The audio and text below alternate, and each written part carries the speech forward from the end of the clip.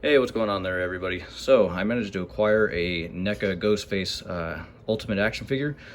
This figure specifically, if you guys are big Dead by Daylight fans, this is probably the one figure that you're going to want to pick up since it has the Ghostface name, such as what's licensed in Dead by Daylight. This is not Scream, this is actually just, again, the Ghostface label. They did not acquire the rights to make another Scream figure. Rather, they acquired the rights for the mask, which Fun World initially had created. So this figure, I actually purchased this not from Amazon, not from eBay, but mainly more specifically from a mom and pop shop called horrormerc.com. They have a bunch of horror related stuff, anything that you can think of. So if you guys want to check out their stuff, unfortunately this figure came a little bit late than I had anticipated. I wanted to get this video out back in December, but I had to wait about a month because I think everybody else's pre-orders, obviously, they're going to prioritize the ones that have already pre-ordered ahead of me, or before me, I should say. So that's why it took a little while to get mine. That's all right. I also found this figure when I was actually at my local mountains. That kind of sucks because I'll have to keep my eye out on that shop. It's like a comic book shop. They seem to have these hard to find NECA figures on hand as soon as they release, so that's really nice to know, because in case there's another figure that I want to get, I could probably just spend some time up the mountains really quick and go grab them. But this one came off online. Anyway, so we can check out the packaging here. Pretty standard NECA packaging. They always deliver when it comes to the pictures displayed on the box. So as you already seen the front of it here, and then if we open them up, here is the figure itself, although there's going to be a lot of glare from just the plastic, and there's me in the back. So this figure, I'm really worried about this one specifically though.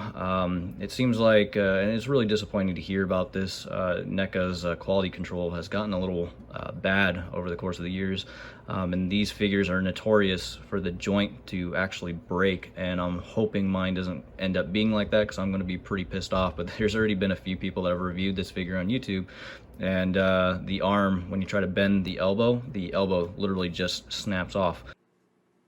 Are you fucking kidding me? Are you fucking kidding me? NECA!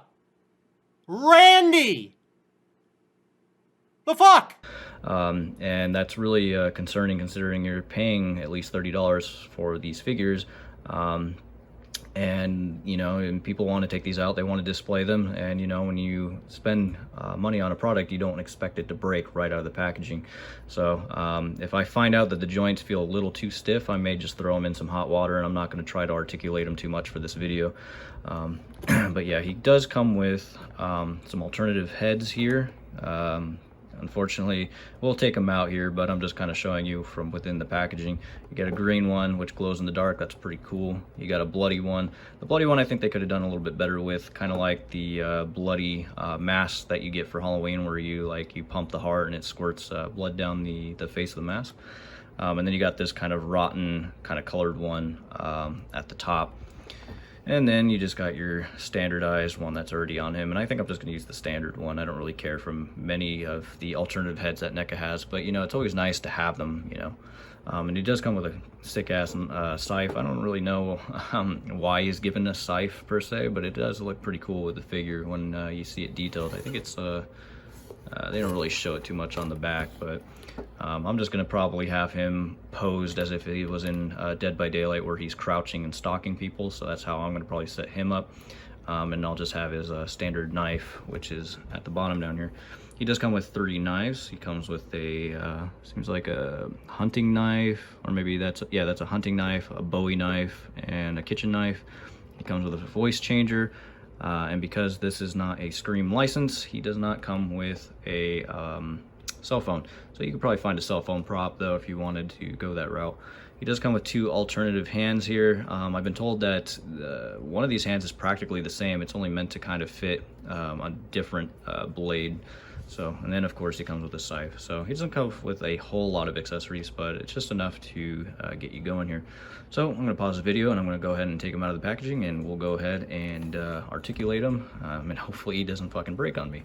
So let's go ahead and do that right now, guys. All right, everybody. So this is Ghostface here. Right out the bat, what I'm going to mention straight up is the quality, just by feeling the figure itself. You know, I mentioned how quality control on this figure is actually really bad.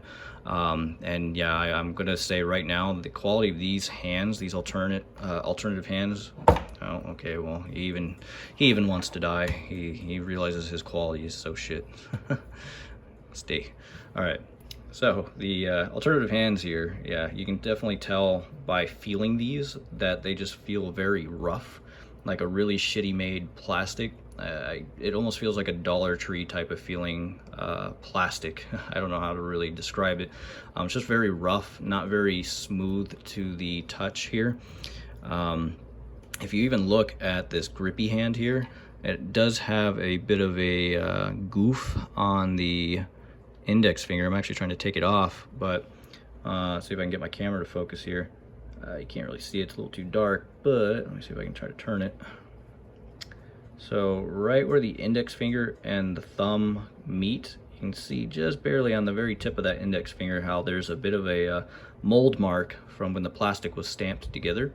And it didn't really look like it stamped it very well, so now I got like this crease on the index finger, and that looks just terrible. As far as the other alternative hand goes, that's supposed to hold the scythe, I believe. This one doesn't look too bad. It just feels like crap. So I think NECA could have done a much better job at that. Gonna go over the accessories before we go over the figure. I don't really like the paint decal on the scythe. I understand what they were trying to do. They were trying to go for an oxidized metal type of look, but I feel like it's a little too blue, because, you know, metal, depending on what kind of metal it is, it does oxidize and create this bluish hue. I feel like they went way too far out on that, and there's just too much blue when there should be a little bit of some silver in here, and maybe a little bit of some more brown. Just the whole thing is just, it's like a light blue color, which is interesting to me. Otherwise, the sculpt looks great.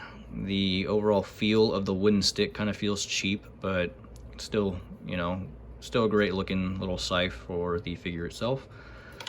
He does come with some alternative accessories, you know, like the knives he has. So this is the kitchen knife, great blood decal, it looks great. He does come with a Bowie knife. So here's his little Bowie knife. The blood decals on a lot of these accessories always look really good, so I give NECA props for the paint on their horror figures. When it comes to the when it comes to a lot of their weapons. And then the little voice changer, if you want to have them equip a voice changer, it does come with a little voice changer. So that's pretty cool too. Alright, and so then we got the alternative heads here. I'm not going to be putting them on the figure. I don't see a real need to put them on the figure, but I gotta get that hair off. But you get the point here.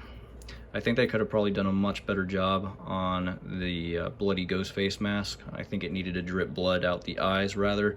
Now, if you're a really good artist, you could probably get some acrylic paint and probably paint down the side of the mask, or even acrylic enamel, so it gives it that bloody sheen, or just the bloody sheen part of it would be great if you use acrylic enamel in any way. But it's obviously acrylic enamel is permanent, so if you want to be really careful with that shit, once it dries, it's permanent. And then we have the God, I can't talk today. The glow into the dark Ghostface head here. So once you know, I think this is a pretty interesting mask. So obviously, if you put it in the light enough and then turn out the lights, this mask lights up. Pretty cool for your room if you have them on display, you know, and you're gonna go to sleep and all you see up on your shelf is a glowing Ghostface mask. And this one's a little bit interesting too. It kind of reminds me of the 2018 Michael Myers here. It has kind of like a rotten sort of Ghostface mask. It's weathered. Looks like it's been out in the dirt and in the environment for too long. So a very nice little mask if you want him to look a little weathered. And then we have the figure itself.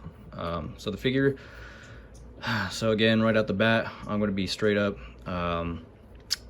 The arms are notorious for breaking on these figures, again, because of quality control.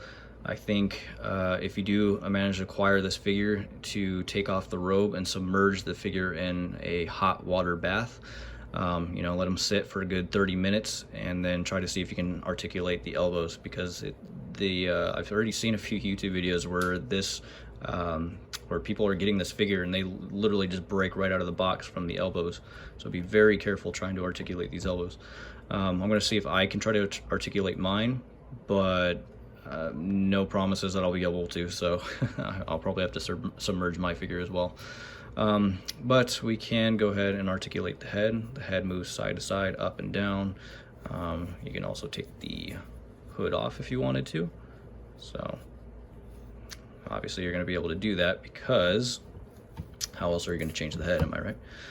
The other thing that kind of sucks about the hood on my figure is this part seems to like to get up on the mask, the threading where it's stitched together.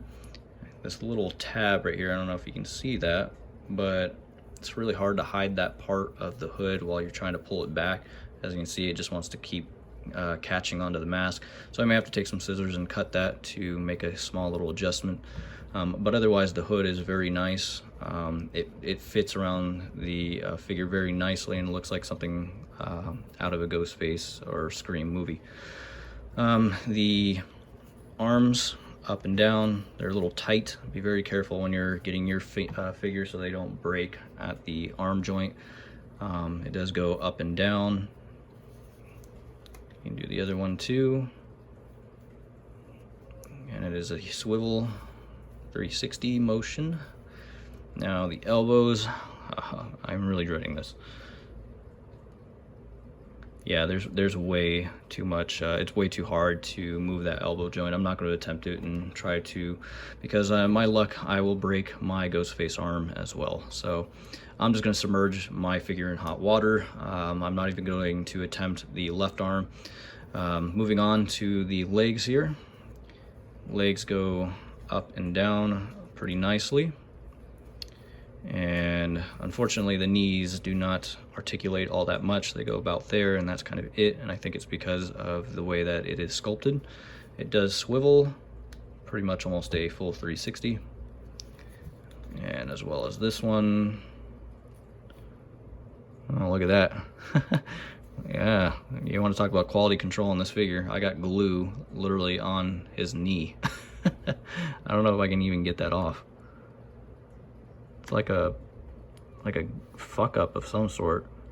Yeah, so this figure is really just, oh man, I can't even right now.